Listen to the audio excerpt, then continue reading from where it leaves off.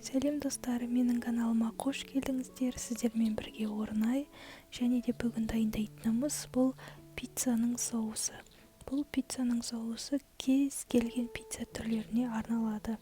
Өте дәмді, жасалу жолы оп-оңай, сондықтан менімен бірге болыңыздар.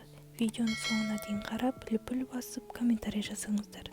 Барлық керек ингредиенттердің барлығын төменгі описанияға жазып кететін боламын. Ендеше кеттік. Осындай қызанақтарымыздың барлығын дұрыстап тазартып аламыз бірінші.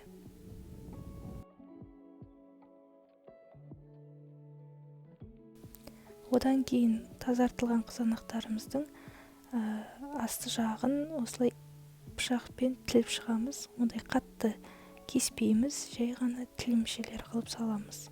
Және де ыдысқа салып, ыдысымызға қайнаған суды құямыз.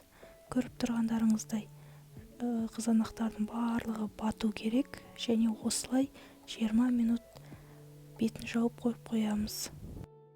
20 минуттан кейін қызанақтарымыздың барлық сырты қабыршақтары алынып, оңай алынатын болады. Соның барлығын тазартып, екіге бөліп, кез келген блендер болсын, менде Magic Bullet болғандықтан, соның ыдысына саламыз.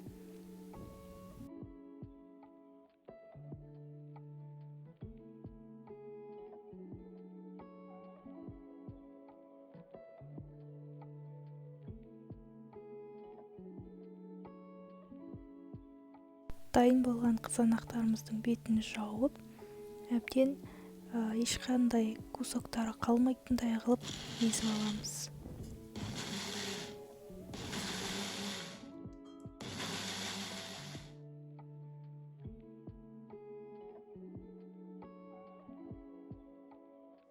Ысып тұрған табамызға зәйтүн майын құямыз, және үстіне сарымсақты салып, әбден қуырамыз. Зәйтүн майы болу керек, шемішкі маймен ауыстырмаймыз. Одан кейін бір қасық орегано саламыз.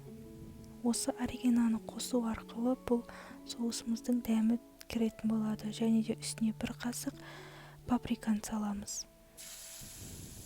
Дайын болғаннан кейін үстіне жаңағы дайын болған сұйық помидорымызды құйып, біраз араластырып қайнататын боламыз.